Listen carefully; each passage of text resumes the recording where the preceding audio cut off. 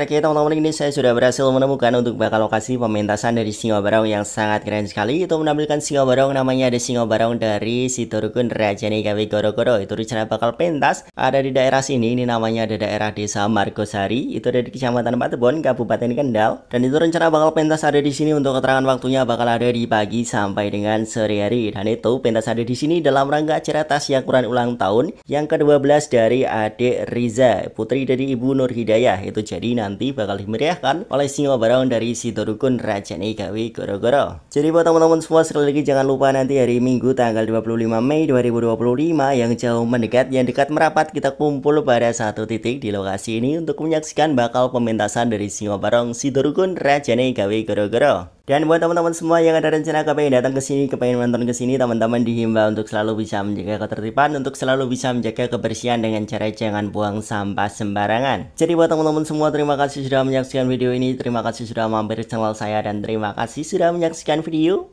pantauan nih.